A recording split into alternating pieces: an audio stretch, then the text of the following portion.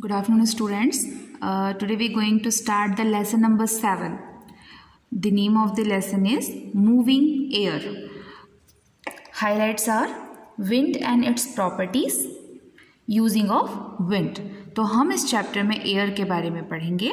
Dear children, air is essential for all living organism on the earth. यानी कि हवा हम सभी ऑर्गेनिजम्स के लिए या लिविंग थिंग्स के लिए बहुत ज़रूरी होती है. We cannot see air, but we can feel when it's move. हम इसे देख नहीं सकते बट इसे फील कर सकते हैं जब ये हमारे आसपास चलती है. Air has a weight and occupies space. Air में वज़न भी होता है और एक तरीके की स्पेस यानी कि एक जो जगह बनानी होती है किसी भी चीज़ में वो पाई जाती है. इट हेल्प अस ब्रीथ और ये हमें सांस लेने में हेल्प करती है.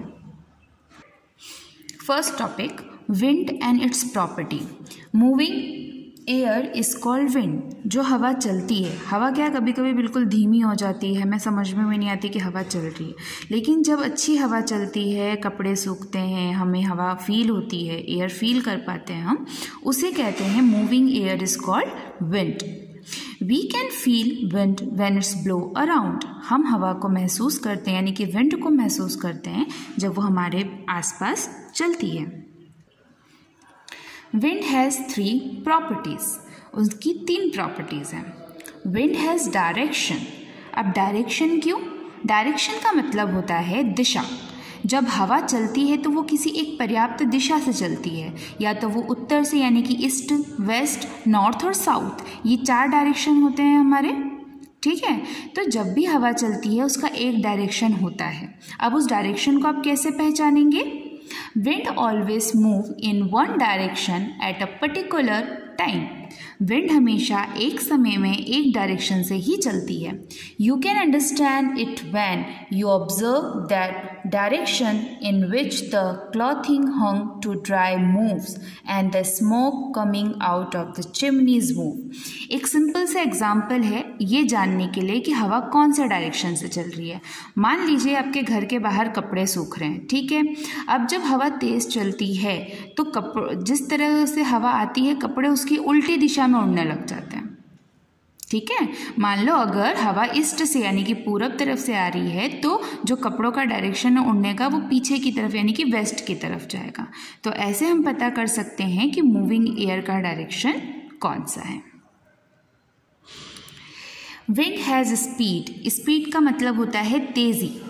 विंड में तेज़ी भी होती है, ये तो आप सब जानते हैं कि नॉर्मल जब हवा चलती है तो हमें इतनी ज़्यादा तेज़ हवा नहीं लगती, लेकिन इसी के कंपेयर में अगर आंधी तूफान आता है तो वो भी तो एक हवा का ही रूप है ना, लेकिन उसकी जो स्पीड होती है वो काफ़ी तेज़ होती है.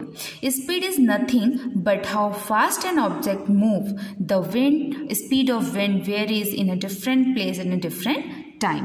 कभी भी एक समय में एक जैसी हवा नहीं चलती, डिफरेंट प्लेस पे डिफरेंट हवा चल रही. सपोज ज़रूरी नहीं है कि अगर आपके जगह का या आपके एरिया का वातावरण या तापमान सही है हवा का तो दूसरे एरिया का भी एटमॉस्फेयर सेम टू सेम वैसा ही हो. ठीक है, हवा जब चलती है तो उसमें स्पीड यानी कि तेज़ी भी पाई जाती है. Wind blowing at a gentle speed is called bridge. जब बहुत ही धीमी गति में हवा चलती है तो हम उसे ब्रिज कहते हैं. And wind blowing at a high speed is called storm. लेकिन जब वो हवा तेज़ हो जाती है तो उसे हम स्टॉर्म के नाम से जानते हैं. आई रिपीट, जब धीमी हवा चलती है तो उसे हम ब्रीज कहते हैं, और जब वही हवा ज़्यादा हाई स्पीड ले लेती है तो उसे हम स्टॉर्म कहते हैं. स्टॉर्म को हिंदी में आंधी या तूफान कहा जाता है. At time wind is also accompanied by the thunder, lightning and rain.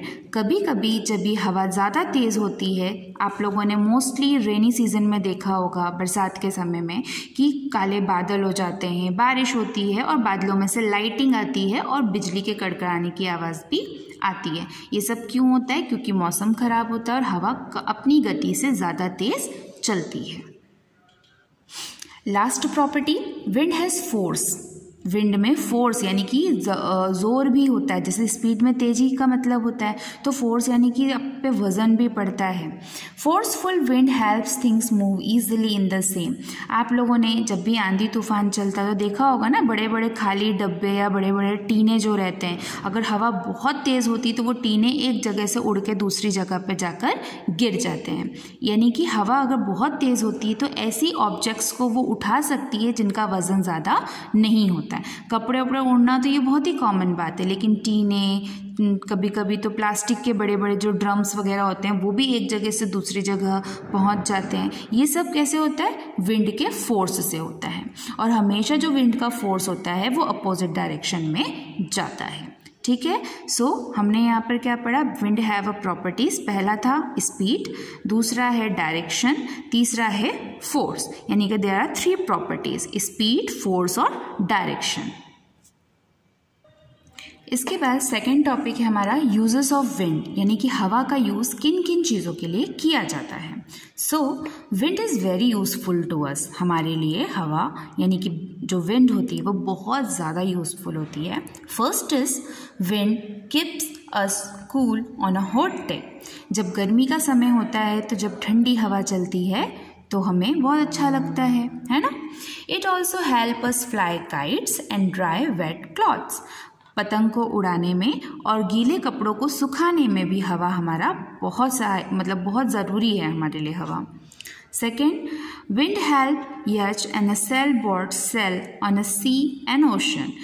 जो आप लोगों ने देखा होगा कि जो हवा से चलने वाली बोट होती है, मोटर बोट्स तो होती हैं, साथ में कुछ ऐसी बोट्स होती हैं जो हवा के डायरेक्शन से उस डायरेक्शन में ज़्यादा चलती है, तो उसके लिए भी हमें हवा की ज़रूरत पड़ती है। और ख़ासकर विंड की, जो बहने वाली हवा होती है, एक जगह ठहरी हवा नहीं पसंद है। दूसरा है आपका wind helps the blade of a wind mill rotate to produce electricity.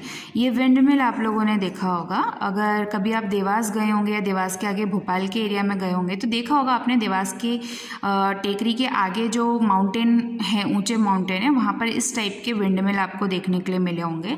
ये जो विंड मिल के पंखे हैं ना, ये हवा से चलते हैं, और जब हवा यानी कि विंड बहती है तो इस विंड मिल को इसीलिए कहा जाता है कि हवा की हेल्प से ये पंखे चलते हैं, और जब ये पंखे चलते हैं ना तो इलेक्ट्रिसिटी प्रोड्यूस होती है। ऐसा नहीं होता कि ये इलेक्ट्रिसिटी से चल रहा है, जब हवा चलेगी तो ही इसमें इलेक्ट्रिसिटी प्रोड्यूस होती है। Next, wind helps cloud move from one place to another in the sky. इसके साथ साथ हमारे ह्यूमन बींग्स और प्लांट्स के अलावा जो आसमान में बादल होते हैं, बादल आप देख सकते हैं कभी कभी बहुत ज़्यादा एक जगह इकट्ठे दिखते हैं। क्यों? क्योंकि हवा नहीं चलती उस समय। ठीक है, हवा रहती तो है, एटमॉस्फेयर में हमेशा हवा रहती है, बट हवा चलने में और एक जगह ठहरी हवा में फ़र्क होता है। तो जब विंड जब चलती है तो जो क्लाउड्स होते हैं हमारे, वो पूरे आसमान में हमें चलते हुए दिखाई देते हैं। Winds carry some varieties of sheets from one place to another. आप लोगों ने देखा होगा ना कि जब रास्ते या जंगलों में से कहीं आप निकलते हैं या बड़े घने रास्ते में निकलते हैं तो पूरे रास्ते में पेड़ पौधे लगे रहते हैं। पेड़ पौधे लगाने कौन जाता है वहाँ? कोई नहीं जाता ना। ये एक्चुअली होता है हेल्प की, एयर की हेल्प की वजह से। जब आप खेतों में या कुछ ऐसे पौधे रहते हैं जिनके बीज हल्के होते हैं, अगर तेज़ हवा चलती है तो वो बीज क्या करते हैं, हवा के साथ किसी भी ज़मीन पे जाके गिर जाते हैं, और अगर उस ज़मीन पे मिट्टी है और प्रॉपर उनको सनलाइट वाटर मिलता है तो उस जगह पर पेड़ खिल जाते हैं। ठीक है, तो इस तरीके से हवा इन सारी चीज़ों के लिए ज़रूरी है, कपड़ों को सुखाने के लिए, इलेक्ट्रिसिटी प्रोड्यूस करने के लिए, सेल बोट के लिए, बादलों की मूविंग के लिए और शीट डिस्पर्सल के लिए भी एयर बहुत ज़रूरी होती है। और सबसे ज़्यादा एयर ज़रूरी होती है ह्यूमन बींग्स के लिए, because we need to survive with the help of air. So let's recap, हमने इस चैप्टर में क्या क्या पढ़ा। Moving air is called wind. Wind has direction, speed and force. Wind always move in one direction at a particular time. A gentle wind is called breeze. A strong wind is called storm. Forceful wind helps things move easily with less effort. Wind helps the blade of windmill rotate to produce electricity. Wind carries some varieties of sheets from one place to another. I hope this chapter is clear to you. Have a good day.